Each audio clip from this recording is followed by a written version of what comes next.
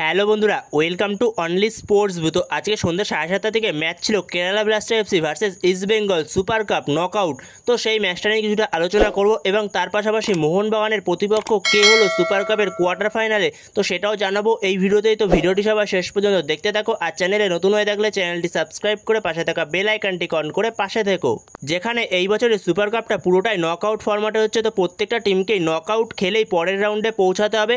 তো সেখানেই আজকে ম্যাচ ছিল Kerala blaster FC versus east বেঙ্গলের মধ্যে। তো সেই ম্যাচটা যদি ইস্ট বেঙ্গল জিততে পারতো তাহলে ইস্ট বেঙ্গল ভার্সেস মোহনবাগান আমরা কলকাতা ডার্বি দেখতে পারতাম কোয়ার্টার ফাইনালে। তো সেরকম কিছুই হলো না, ইস্ট বেঙ্গল শেষ পর্যন্ত 2-0 করে ম্যাচটা হেরে গেল।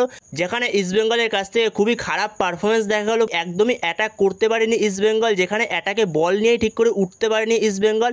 তো সেখানেই তুলনামূলকভাবে কেরালা খুবই ভালো খেলেছে ম্যাচটা, যেখানে কেরালা দুটো গোলের মধ্যে দুটো গোলই নোয়া সাদুইর থেকেই আসে বলতে গেলে। যেখানে কেরালার প্রথম গোলটার ক্ষেত্রে নোয়া সাদুইরই ভূমিকা ছিল, যেখানে নোয়া সাদুই বলটা নিয়ে বক্সের ভেতরে ঢোকে, তো সেখানে ফাউল করে আনোয়ার আলী। তো আনোয়ার আলী ফাউল করাতে পেনাল্টি পায়, তো সেখান থেকে জেসুস জেমনিস গোল করে দেয়। তো সেখানে 1-0 গোলে এগিয়ে যায় কেরালা প্রথমেই।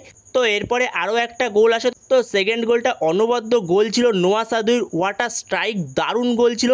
অনবদ্য একটা গোল করেছে বক্সের বাইরে থেকে, যেখানে বক্সের অনেকটা বাইরে থেকে অনবদ্য একটা গোল করে নোয়া সাদুই। অনবদ্য স্ট্রাইক ছিল নোয়া সাদুইর স্ট্রাইকটা, তো দুরন্ত একটা গোল ছিল গোলটা। তো সেইখানে 2-0 গোলে এগিয়ে যায় কেরালা। তো সেই কেরালা 2-0 গোলে এগিয়ে শেষ পর্যন্ত ম্যাচটা শেষ করে। তো আরও গোল করতে পারতো, যেখানে নোয়া সাদুই লাস্টের দিকে একটা 1:1 মিস করে, এছাড়াও গোল আসতে পারতো কেরালার, তো সেখানে আরও বেশি গোল হতে পারতো। তো সেখানেই শেষ পর্যন্ত কেরালা 2-0 গোলে ম্যাচটা জিতে যায়। তো সেখানেই খুবই খারাপ পারফরমেন্স ইস্ট বেঙ্গলের থেকে। আগেরবার east Bengal super cup champion হয়েছিল, সুপার কাপ চ্যাম্পিয়ন হয়ে এএফসিতে গেছিলো, কিন্তু এইবারে খুবই খারাপ পারফরমেন্স, পুরো সিজন ধরেই ইস্ট বেঙ্গলের খারাপ পারফরমেন্স, যেখানে আইএসএলও ভালো ফলাফল করতে পারেনি এবং সুপার কাপের প্রথম ম্যাচটা হেরেই সুপার কাপ থেকে বাদ পড়ে গেল, যেখানে ডিফেন্ডিং চ্যাম্পিয়ন ছিল ইস্ট বেঙ্গল। তো সেইখানে ইস্ট বেঙ্গলের পারফরমেন্স নিয়ে তোমাদের কি মতামত অবশ্যই কমেন্ট করে জানিও এ বিষয়ে।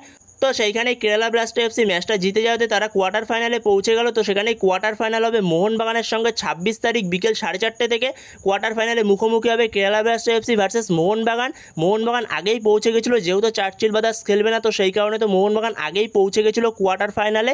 তো সেখানেই আমরা ভেবেছিলাম কোয়ার্টার ফাইনালে হয়তো আমরা কলকাতা ডার্বি দেখতে পারবো ইস্ট বেঙ্গল মোহনবাগান। তো সেরকম কিছুই হচ্ছে না, যেহেতু ইস্ট বেঙ্গল হেরে গেছে ম্যাচটা। তো সেইখানে Kerala blaster FC versus Mohun Bagan মুখোমুখি হচ্ছে 26 তারিখ বিকেল 4:30 থেকে কোয়ার্টার ফাইনালে।